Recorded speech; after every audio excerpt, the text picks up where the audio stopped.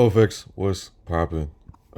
Week two of trading a negative risk reward in 2025. So this week we took, I think, 7 trades. And okay, first of all, in the Telegram, I called out GN, which was a full loss. EN was a partial loss, and I closed that one out early, right around this area, and then it went all the way back up. Going forward, I don't want to close out anything early because this one didn't have to be a loss. And when I woke up, I was like, you know what? I could have won it. And the whole purpose of having a negative risk reward, part of it is that you have a stop loss so big that it always has a chance to go back and profit. So, and I think it messes up the whole idea of what I'm trying to do, which is to see, what the win rate can be over the course of a year. So I don't want to close out anything early anymore. On the Telegram, it's going to be there when I'm comparing all of these trades and the risk rewards. Right here, it's not going to be there. So at the end of the year, when I say, the results of what could have been, it's not going to be there. This is this week, and it's not going to be there because I'm going to not count this one. If anything hits the full stop loss, like on GN where it hit the stop loss, that's going to be counted. Okay. So going forward, I'm not going to close out anything early. I'm just going to let it run. But that's what happened this week. So we had a trade on NZD USD. Price was going completely bearish, and then I saw this previous level of resistance, and we ended up selling, and we sold right here.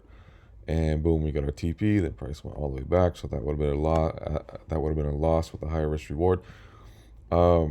This one, I could definitely see why I lost. I probably shouldn't have taken this one, but it is what it is. Price is going bullish, right? But the problem is that when it came up here, we had multiple failures of a higher high, and then price had this big drop, broke this level of structure, another lower high, and then I should have waited for price to come down here, retest this, and then retest this, but I didn't. But that's how that loss happened. EN was the same idea, and I had just lost GN, and then I was like, okay, let me just close this out because I don't want to lose 2 full trades. But like I said, going forward, I will not close it out early. But it did end up returning, and then there could be more buys right here. Could have been buys right here, and here and here. So, but I fucking completely missed all of those. EJ was a little bit risky. Not gonna lie.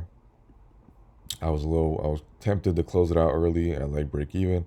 The price was going down, but it was really, really choppy in this area. And you can see as it turned around, price failed right here, started making higher lows.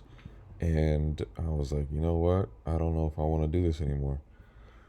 So we took sales right here off of this level, off of this supply zone, and then price just went down just a little bit.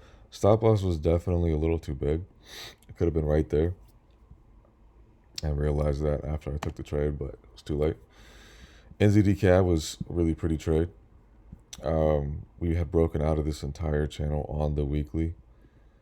So we see this whole thing, and then price had that big strong breakout, and then a lower high, and another strong push. And then just kept continuing down, these big strong daily wicks to the downside. And then we had this 4-hour channel, price broke out, boom, big sales. And then for next week, we probably can have a trade. Never mind. Maybe not, but I would, since it's already been tapped. But yeah, that was a very pretty trade. AJ, price going down, but then it came down here, higher low, higher low, higher low, push up, break a structure, and then push came up here, and then we maintained this low, pushed up, and I thought it looked good, and it played out, but it just didn't go very far. It turned around, which is again the beauty of negative risk reward. Is if it was a higher risk reward, I definitely would have lost. And then CADJ was the last trade of the week. It was this spot right here. And I called it out earlier, and I canceled it. I called it out again when I saw it coming back. See prices going up. came down here, maintained this high or this low, push up, higher low, started to push up again. Um, and then we had this big solid level of support. So I said, okay, we'll probably buy from there. And then came down, tapped it. Well, it's actually that right there, this wick. And that was it, man. That was it for the week. So last week the winner would have been 1-to-1s. This week was 5-to-1s. Just slightly. And again, not counting the EN trade that was closed early. Again, all of this is going to be only counting if they were never closed early, nothing like that. Telegram is where me personally is getting emotional and closing things out early. And that's why these results are going to be different. These are just straight numbers, straight statistics. No emotions involved. I'm not a human being when it comes to this side. So, yeah, 5-to-1 has beat it. Yeah, and that's what I'm going to continue to do, man. So the goal is, again, to just see, if this theory is real. My theory is that pretty much every risk reward is going to end up having you become right around the same amount of profitability no matter what.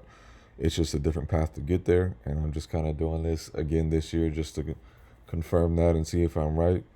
So hold on, let's do this. So last year, the total, let's go. The last year, the total was 20-to-1. At 147 trades, you lost one, 31% gain. This is based on a 5% risk.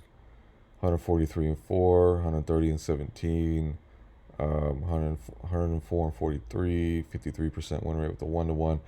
And they were all roughly right around, except this one, but I don't really like that one. But these were all roughly right around, the same amount.